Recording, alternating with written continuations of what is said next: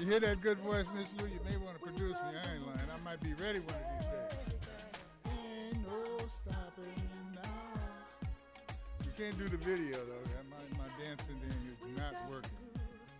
This is Empire Talks Back. I'm Wallace Allen here on the case for truth, justice, with the right information to help improve the situation.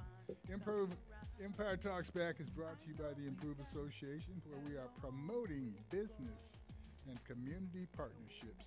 Brought to you by West Side Story newspaper, WSSnews.com.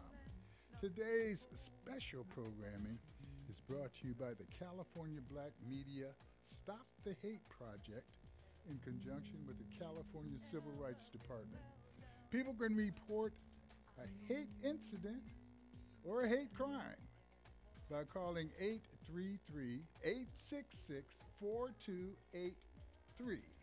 Notice I said a hate incident or a hate crime.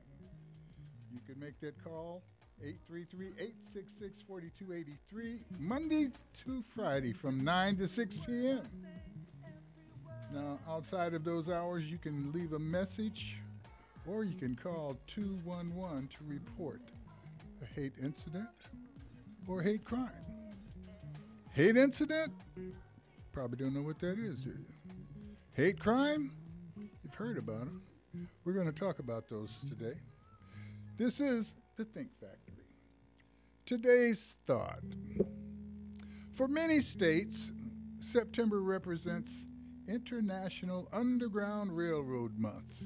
In 2019, the state of Maryland proclaimed September as International Underground Railroad Month. In 2020, the states Maryland and Michigan were trailblazers in the effort to include more states in this celebration. Working with the National Park Service's National Underground Railroad Network to Freedom to connect with verified Underground Railroad sites, facilities, and programs from across the United States.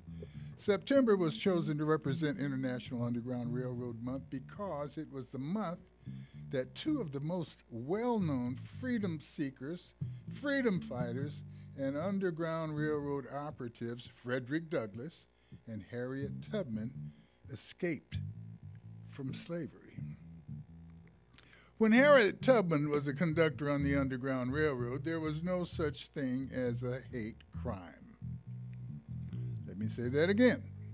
When Harriet Tubman was a conductor on the Underground Railroad, there was no such thing as a hate crime. It was a crime to not hate. No, you couldn't teach black folk to read. You had to justify their less than human status. And when I say that, we say, well, you know, sometimes they treated us like we weren't human, less than human. No, they treated you worse than that because their dogs are less than human and they fed them good food. They took care of them like, you know, they do. Hate was a requirement. Helping Harriet was a crime. Now, America has come a long way because of people who have refused to hate. Hate causes trauma and stress, though in different forms, to both the hater and the hated. Mental devastation, mentally destabilizing. How do we stop the hater's favorite habit? It's a slow process, and it is a process. We're going to take a short break, and when we come back, I'm going to introduce you to this morning's guest. We have two dynamic men who will help speak on the subject of erasing hate. But at this point, we'll just take that break. This is Empire Talks Back. I'm Wallace Allen. We'll be right back.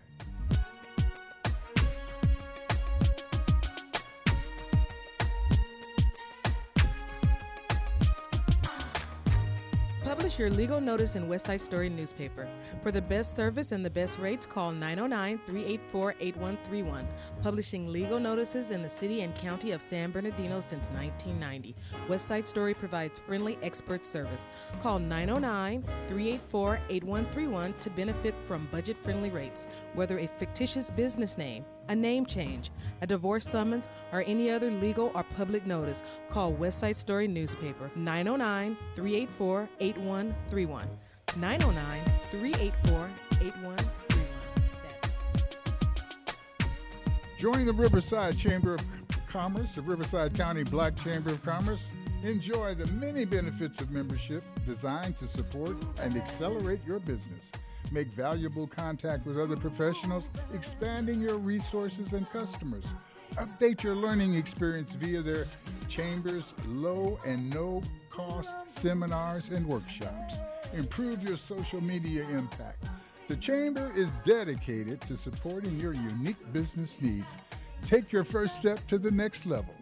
Call the Riverside County Black Chamber of Commerce, 951-823-0175. That's 951-823-0175. 951-823-0175. Reserve November 18th. Save that date because on November 18th at the Knights of Columbus Hall, the Route 66 Jazz Soiree featuring Billboard's smooth jazz top artist, the IAE's own Mo Lewis. You don't want to miss that show. You'll hear more about it. Just stay tuned. Matter of fact, you'll get to hear some of his music a little bit later. Today's guest, my good friend, Mr. Mac Rome, the Renaissance man. All right, what's up? Shares his evolving intellect via performing arts with a focus on comedy. But his lane is the 4-lane highway, and whatever lane he gets on is a good one. Mac, how you doing this morning? I'm doing great, brother. How are you this morning? God is great, and you know I'm extremely grateful. I'd like to also introduce Mr. Michael Harris, an activist, social manipulator, a lie detector, deal maker, a shaman. Resident of Sacramento, California, has probably spoken to your state reps more often than you have. Michael, how are you this morning?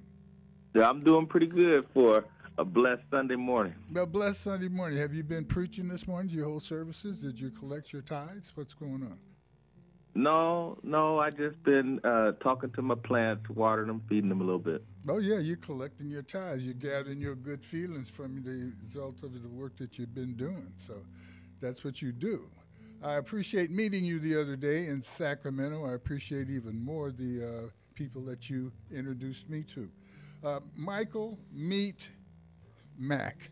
Michael and Mac. Guys, you heard my introduction. Just think about the concept here. During the movement, the Underground Railroad, we all speak to the heroism of people like Frederick Douglass and certainly Harriet Tubman. But they had associates. They had people who held those little hidden spots where they could stop along the way from the south of the southern part of America as they headed to Canada. You know, we say the North Star. Many people think that they, just wanted to get to north of the Mason-Dixon line. The goal was Canada. The idea still is that it was against the law to help anybody that was going to be helping black folk. It was a hate crime to not hate. Let me get you to respond just to that concept. Mac. Okay. I'd love to respond to that. First, I want to lay it down a little bit of a context about race relations in America. Back when America was colonies, we had indentured servants come over along with slaves that were shipped over from Africa. During the early 1800s, the indentured servants and the slaves were treated the exact same way. At about 1675, a man named Bacon had a rebellion in Virginia. He took over the Virginia colony from England for about a year. After Bacon's rebellion, the colonies decided to divide the labor class by races. Over the next 50 years, they passed legislation and litigated the white American into existence. They also, during this time, made slavery hereditary for black Americans. So this is where we get the beginning of race relations in America, because Bacon's Rebellion was 100 years before the Declaration of Independence. So even when America was conceived as a nation, it was already normal and regular to abuse black Americans in this country. It had been legal and litigated for the previous 100 years before the Declaration of Independence. So I was so happy we brought this topic up today, because I agree that, I've got some statistics we're going to go over later on today, but it is almost, once we talk about the numbers and everything, it's almost like the physical abuse and violence against the black American has become so normal and accepted, not just by white America, but by black Americans too. You know, as you make that statement, I'd like for Michael, who pointed out to me his view on reparations, his view on how many of us speak back to the time of our great-grandparents and grandparents and the evils that were done to them as our rationale for receiving reparations. Michael thinks that, that may be idealistic.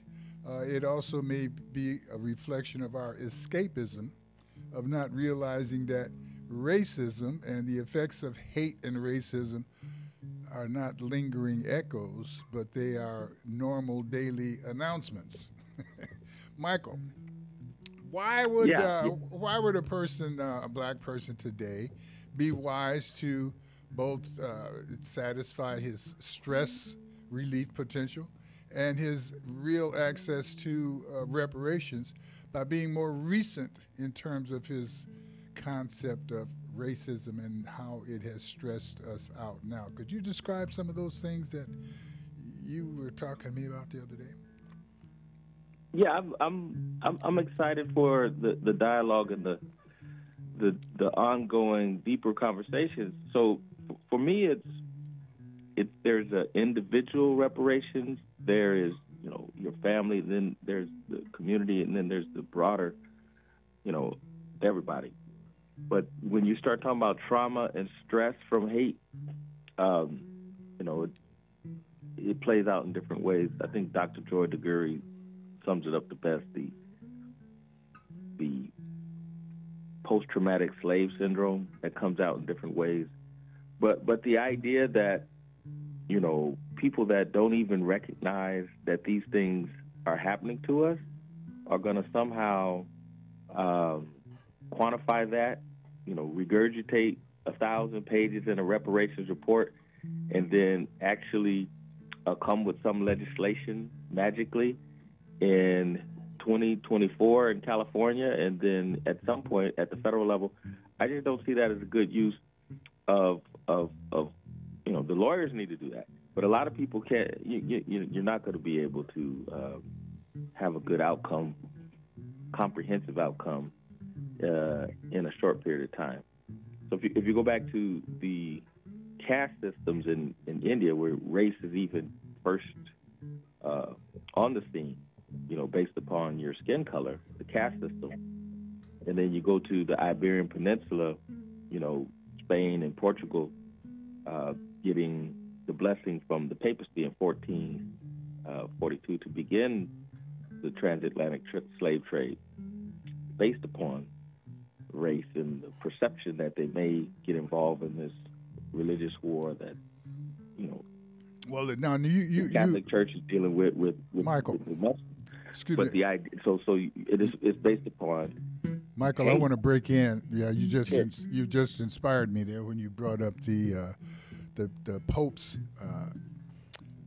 blessing of slavery.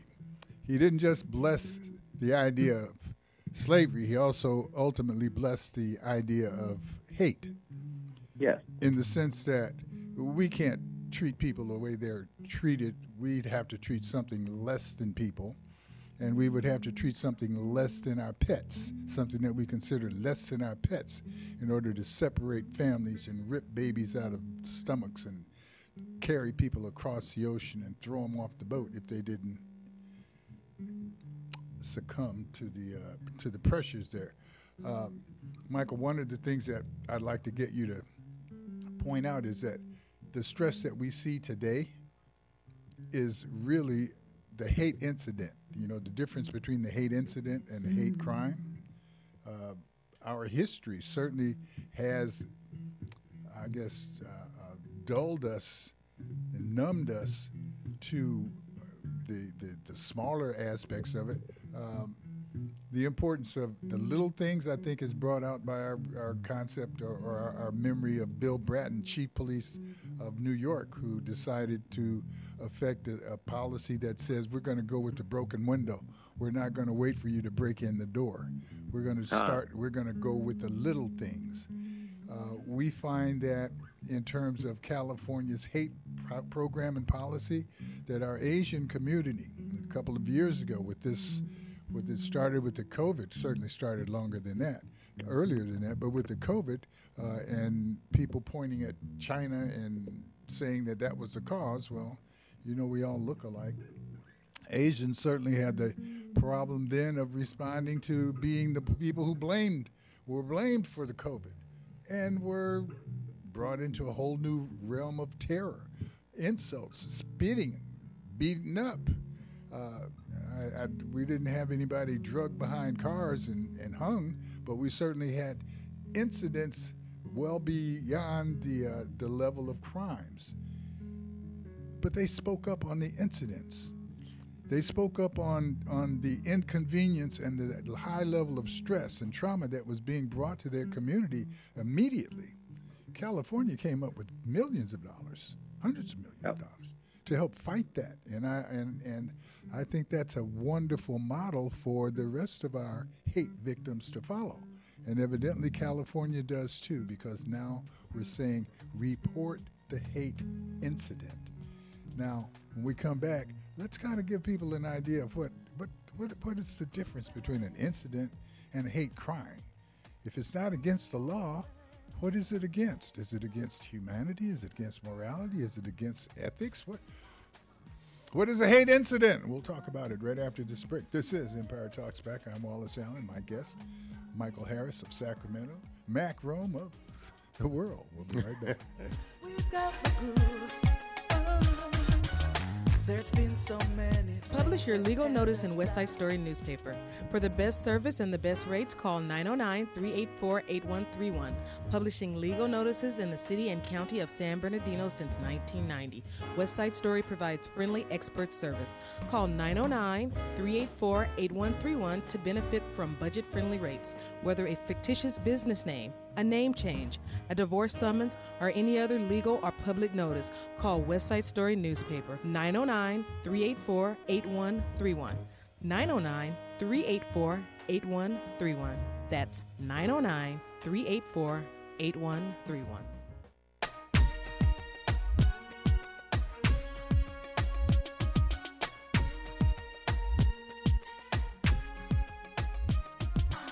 Today's program is brought to you by the California Black Media Stop the Hate Project in conjunction with the California Civil Rights Department. People can report a hate incident by calling 833-866-4283 Monday through Friday from 9 to 6 p.m. Outside of those hours, you can call and leave a voicemail or call 211 to report a hate incident. This is Empire Talks Back. I'm Wallace Allen with my good friend here, Mac Rome, and my good new friend, Michael Harris, calling in from Sacramento. Okay, guys, what do you think is a hate incident? Can I interject in here real quick? And I just want to read some statistics before we further the conversation along. Basically, the Department of Justice did a study in 2020, and that study was on hate crimes.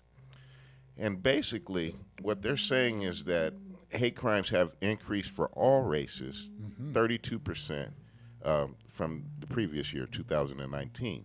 Now, anti-black or African-American hate crimes continue to be the largest bias incident victim category, with 2,871 incidents in 2020. That's a 49% increase since 2019. So we see the trend is that it's increasing. Additionally, there were 279 Asian incidents reported in 2020. Just 279 compared to 2,871 for the African American.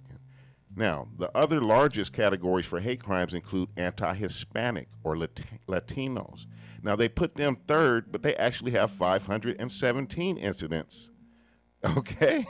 And anti-whites, there was a total of 869 hate incidents reported by the participating agencies in 2020. So that kind of gives us a basis of what we're talking about here, and why we say, or why I say, it seems like hate incidents or hate crimes towards Black Americans are, we've all accepted it, because as you can see, there's only been 279 incidents reported in 2020 for Asian Americans. Yet they started a law and they got millions of dollars worth of funding, and it became something that we're actually talking about today. And we are going to benefit from, because they established a new lane on the highway. And it's not a new lane, but it's a lane that became relevant because of something. You know, we've often heard amongst those supremacists that say things like, you know, we wouldn't have a race problem if you stopped reporting race issues. I beg your pardon? Yeah, we would have no race problem if we did not keep statistics about the different things that happen to different people based on their race. And they're right. Yeah, that's kind of like when Trump said, Exactly. There'd be less COVID if we didn't test for it, right? That's right. and what we're pointing out is that now, if we read the statistics of hate incidents and hate crimes the year after, we'll find that there were more. That's right. Because I don't know if there were more hateful people doing more hateful things, but there were more hated people responding to those hateful things by reporting them. And by reporting them, we created attention, and that attention has created some resources and funding so that we can not only look at it, we can talk about it, we can report it, we can hopefully diminish the number of times that these things take place. We will hope that ultimately the reporting will be so strong that it will intimidate the action and stop people from being so braggadocious and aggressive with their hate. What exactly is a hate crime? Now, what's the definition of a hate incident? Well, a hate incident is a hostile expression or action that may be motivated by bias against another person's actual or perceived identities. Perpetrators may be motivated by different discriminatory bases, including, but not limited to, biases on the basis of race, color, disability, religion, national origin, sexual orientation, or gender, including gender identity. There are two main kinds of hate incidents: acts of hate that are not crimes but violate civil rights laws, and two, acts of hate that may not violate the law but still cause significant harm in a community. For a complete list of protected categories under California civil rights law, please go to the California Civil Rights Department, and that's available to you online.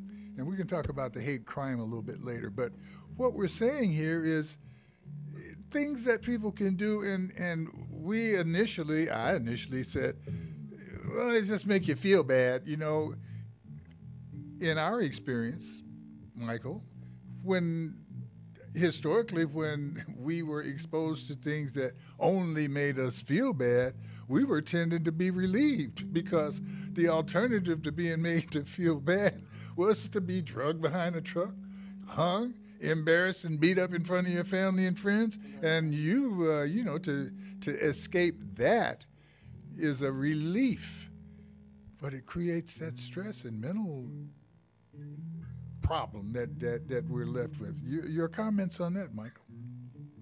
Yeah, I think that the notion of the stress and the trauma from the incidents, we have been socialized to internalize that oppression to the point where we don't report them. And I'm surprised that we even reported 2,000 of them, even though, the Hispanic have 500, the Asian had 279, 300. We have internalized the oppression so much so that when we say International Underground Railroad Month, black folks won't have nothing to do with that. And by and large, say we don't know anything about it. But all of the locations, the hate crimes that happened in California, the statutes on the books of the state legislature, all of the things that we have endured in the state of California since 1850 is beyond the cognition of most people of African descent to even acknowledge what happened to us, how we survived. Yeah. So this month is very important to me as a historian, but it's also essential for future generations to know how we came and overcame the obstacles of systemic institutional racism as it relates to the laws of the state of California. As we approach and understand more about our history, and I think it's very critical to do that, we don't want to sacrifice the impact of activities in responding to today's issues. It's as you point out, if it's a case for reparations based on the trauma that I've had to go through by simply being a black man, it's also a case for relief to discuss this and bring this to the table, because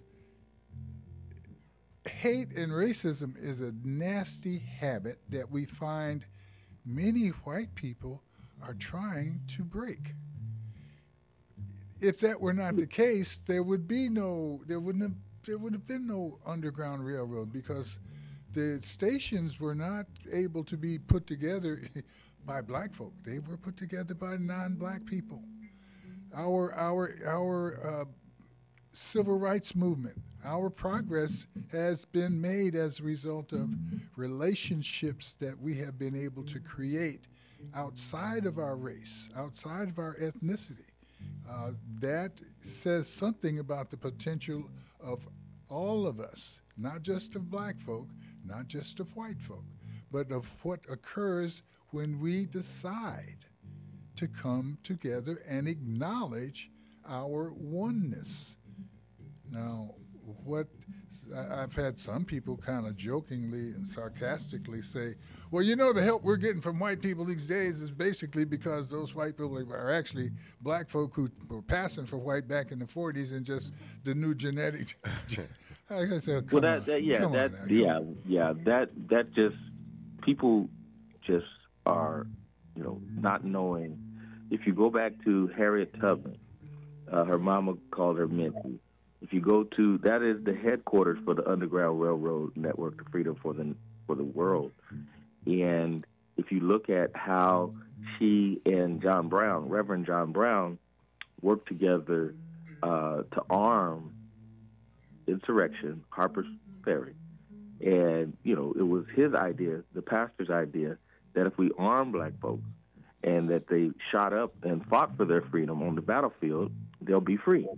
Now, that's exactly what happened, but it took the Civil War for that to happen. But so we have that angle to look at how race is mitigated, because sometimes it's going to take a gun. Sometimes it's going to take a lawsuit. But if people are put in jail, in this case, what's happening right now in front of everybody's face, people are being put in jail, being held accountable for an armed insurrection at the United States Capitol, right? So some people will say that's a hate crime, and other people will say it was an armed insurrection. Of course it was a hate crime.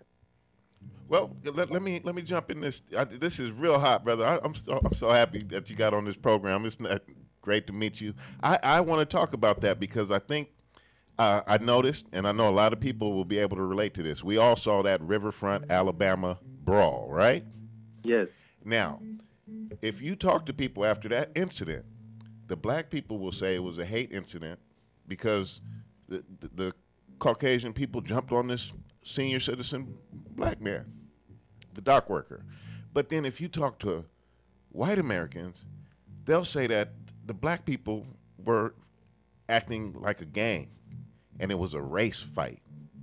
And, it was only a couple, they downplay it. I'll show you another example. Ron DeSantis is changing the laws in the schools in Florida to say that if you talk about any type of massacre that was committed by white citizens upon black Americans, you also have to talk about what the black people did, any violence that they may have committed that sparked the incident, as if it was their fault.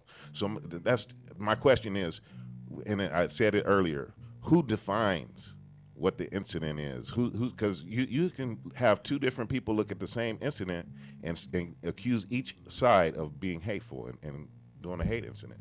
You could make that crowd even bigger. It could be 15 or 20 people, and each one of us have our own story. And history, as Michael will point out, is written generally by the people who are the so-called victors of whatever the issues were during that time. We're going to take a short break. This is Empire Talks Back. I'm Wallace Allen with Mr. Michael Harris, our historian from Sacramento, whose history does not limit itself to Sacramento, and Mac Rome, who is our Renaissance man representing the Inland Empire. I'm Wallace Allen. My mama's name is Ruth. We'll be right back. We've got the groove. Publish your legal notice in Westside Story newspaper. For the best service and the best rates, call 909-384-8131. Publishing legal notices in the city and county of San Bernardino since 1990. Westside Story provides friendly expert service. Call 909-384-8131 to benefit from budget-friendly rates. Whether a fictitious business name, a name change, a divorce summons, or any other legal or public notice, call Westside Story newspaper 909-384-8131. 909-384-8131. That's 909-384-8131. Today's program is brought to you by the California Black Media Stop the Hate Project in conjunction with the California Civil Rights Department. People can report a hate incident by calling 833-866-4283. That's 833-86-4283. We're back. This is Empire Talks Back. I'm Wallace Allen. Man, we're on the case here. If Ron DeSantis wants to defend the feelings of young white children by keeping the truth away from them, what he's actually doing is stating the fact that trauma is still carried in the echo of the incidents that represent the true history of what America's building blocks consist of. Hate,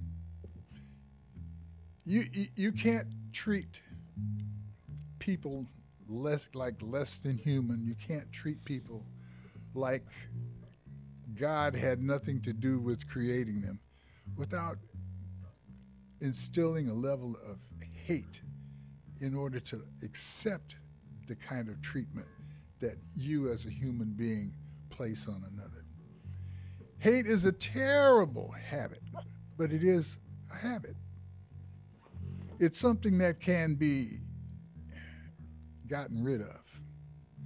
But we have a challenge here in America, though, because if you go back to the Constitution and the 3/5 clause, we only have representation for somebody else. It's not. We're not human beings. That's correct. And then you fast forward to the emergency action that the enslaved man and a few sisters saved the Union in the Civil War, and say, oh, well, thank you, in 13th, 14th, 15th Amendment. But all of that went in the garbage can for another 100 years of Jim Crow. And so now we have a reworked Jim Crow. And the idea that, no, the crime didn't happen, the hate crime, and your response to the hate crime Is a crime. Is a crime. Exactly. Yes. And so we have in California a unique opportunity. But other folks, particularly where the soil in Montgomery, there was slavery, slave port. And in Florida, you have slavery, but you also have the indigenous people, beating the United States Army. So there is pent-up frustration in the heart, soul, and mind of some Europeans that came over here and became American. They're never going to forget those things. It's in their DNA, just as in our DNA is of freedom fighters, individual and collectively. And that's why this month is exciting for me, is because we get to share who helped us along the way, as conductors on the International Railroad. You just spoke of the Seminole Indians without mentioning them. Would you, as a historian, give me a little bit more on how they defeated the military enough for the military to really decide to invade Florida and decide? Well, they had to. Well, the beauty of it is you have to go back. This is Spain. This is part of Spain. This wasn't colonized by England. And you have the topography of Florida is such that you have swamps, you have alligators, you got big snakes, and the indigenous people and the African people, the original 100 black men that was dropped off by Diego Columbus, Christopher's son, they had a good relationship with the land. And so when the army went down there and fought them, they were defeated not only because people were coming out of trees, but the gators was getting them, the snakes was getting them. You went the wrong way, and now you got a sinkhole. So, and the United States Army declared victory and left. And so you have people of African descent and indigenous people free once again, while others are still enslaved and others, had to, be marched across the United States to Oklahoma. But people of African descent, indigenous people, stayed right where they were in Florida. We're talking about the potential of government telling government to go jump in the lake. Before we talk about the River of Tears, we'd also have to go back and discuss another level of hate against the Cherokee Indians, who won a lawsuit in the Supreme Court, if I'm correct. Yeah. And the president of the United States at that time was Andrew Jackson. Andrew Jackson. And Andrew Jackson made a statement that really echoes now, in that he said, well, the Supreme Court made that decision that the Cherokees won, then let the Supreme Court enforce it. Then he proceeded to send them off on the Trail of Tears. I want to underline something that you mentioned earlier, Michael, and it's something that I had to struggle with, especially since Trumpism and MAGA came around, and I began to speak to people, and I really try to understand how white Americans who don't like black Americans, I want to understand what generates that hate. And you touched on something earlier that was actually expressed to me by some people I was speaking with. There are people since the inception of this country who literally do not believe that black people are human beings. I mean, they literally do not believe that you are a human being. And the best way I can give this to you, I have a dog. He's a Cane Corso. And to see Barack Obama become president of the United States, to them, is the equivalent of my Cane Corso being trained and put into the White House. All of that makes a lot of sense, but if I believe that all the way down to the bottom level, that means they are they're happy with animalism in terms of their sexual partners. Oh my goodness. Well, yeah. I mean, if they we're talking about consider, a small segment. if they- Yeah, we're of- only talking of about their the people who. population, but I'm it's not some talking of about people who actually are racist. Yes, yeah, and, You know. and that's Yes, what I'm talking yes. about. I'm talking Yeah. I'm talking about the same ones because they make they made babies that we could look at and say are babies, but we don't know what else they were practicing on. Oh Lord, have mercy. But no, what y'all saying is absolutely true. And I had a, I mean, no, a it's real important good for me friend to of mine. important for me to say this because Okay, well, go ahead. somebody's best friend may be an animalist. I'm not touching that. Well, and that's exactly what their friends would say if they knew what their friend was doing. I'm not touching that. Y'all. So in West Virginia, they have a church where the snakes bite you, and the more they bite you, these are poisonous rattlesnakes now, and they develop an immune system to that, and that's how to get closer to God is get bit by these snakes, right, until they die. But there is some people that are just going to have to die. Their beliefs in a mistranslated word of God, in fact, allows them to see people with eyes and ears and skin look just like them as non-human beings. We get that. It's a small percentage of them, but they got friends if they got money. If you work for one of them peoples, you're going to have to pretend that, you love dogs more than you love black folks. Yeah. That's just the way it is. Man, And I'm if you're sorry. black and work for them, you'll do the same thing. Man, y'all people better pay attention to who you hire to walk your dog. That's all I'm saying. And I do appreciate Smokey Robinson because we do have to laugh to keep from crying.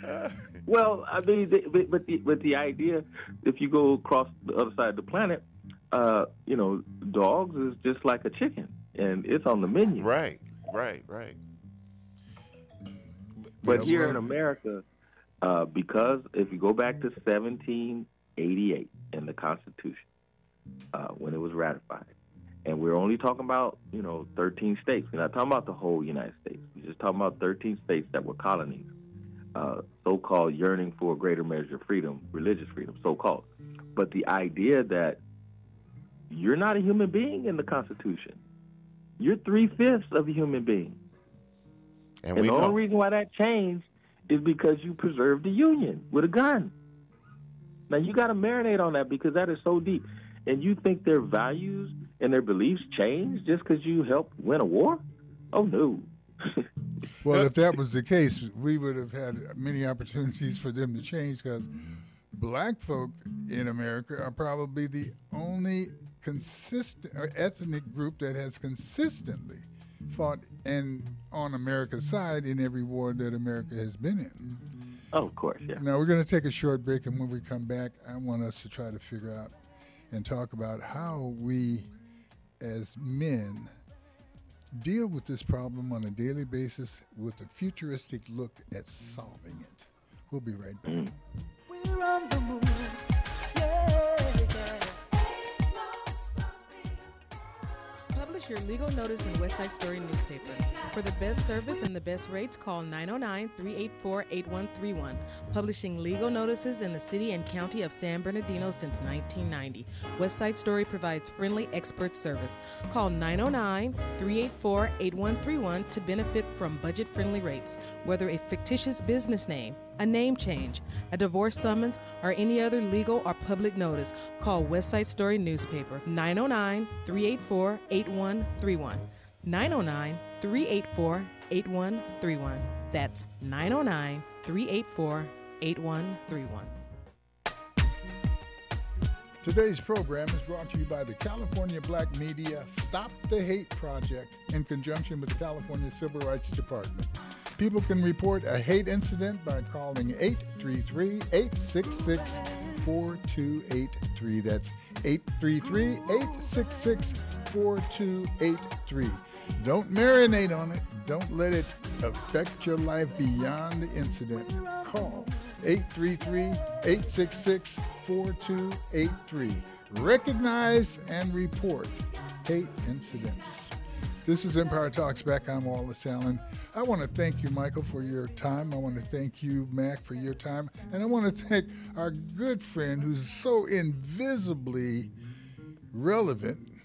That's my friend Anthony Garcia, the Mood Master, who's brilliant bass playing and background, gives us a little wall to lean on. And Anthony, I really appreciate your artiste and the fact that you share it with us. We're basking in the ambiance. Yes. Yeah. Yeah, he said something about something. It sounded like money, but I know he said honey. So we don't worry about that kind of stuff. What we do want to worry about is the fact that some people have not. How do you get along? How do you walk through a snake pit barefooted and not get bit? And we do that. We are able to manage a few little bites and keep walking as though we haven't been bitten. That causes a stress, a community stress, a community trauma. How do we deal with that? Because we've been dealing with it, but how do we deal with it and kind of straighten it out and reduce its impact? And what are we doing that makes our lives so happy despite the snake pit that we walk? I'll take a whack at that, but I think that it's actually something that's changing. I think that it's human nature to adapt and fit into, precarious situations, and I think that's what Black Americans find themselves in America, is a precarious situation, or as you would call it, a den of snakes. And we're barefooted. We don't have boots to pull ourselves up by the straps with to walk through this snake pit. We just have to go through the snake pit. But it's the best snake pit in the snake pit world. Yeah, we should be thankful that we're in the American snake pit. Yeah. But I think that what we've done in the past is adapt, and some people, just like Michael mentioned earlier, if you work for somebody who's actually a racist, it's going to affect your behavior. But I think, especially today, I think Black people have a different attitude. I kind of think that may be why we don't show so much interest in the Underground Railroad Month as well, Michael. I think that Black people's attitude is becoming more and more like the group of people on the Alabama riverfront. I think that we don't want to run. We want to fight this time. These forces that are trying to make America go back 50, 60 years to when Black people were just out front, boldly second-class citizens, I don't think anybody is willing to run away from that fight no more. I think Black people are willing to jump in the water and swim to the fight. Okay. Now, as we go back and look at that fight real quick, I want us to point out that there was, and I noticed it because I saw a white man hitting another white man. And the third or fourth time I looked at this, I realized that the white man that was being hit was trying to protect the Black man that was being beat up. Because he was also a riverboat employee. He was a number of we have that association, and I don't want to forget that the consistency of Black maltreatment is amazing, but the growth of white people who are willing to fight against it is just as amazing. So as I see the growth, the change, it isn't so much that Black people are now forced to fight more. I think the decision is more with white people as to pushing the issue and trying to go back. Pushing the issue. There are those who want to go forward, who are wanting to break this bad habit of smoking in bed with the alcohol on and the gas burning and the planet going bad. They see all of these things as a reflection of this superiority attitude that simply that it's not just superior to Black people.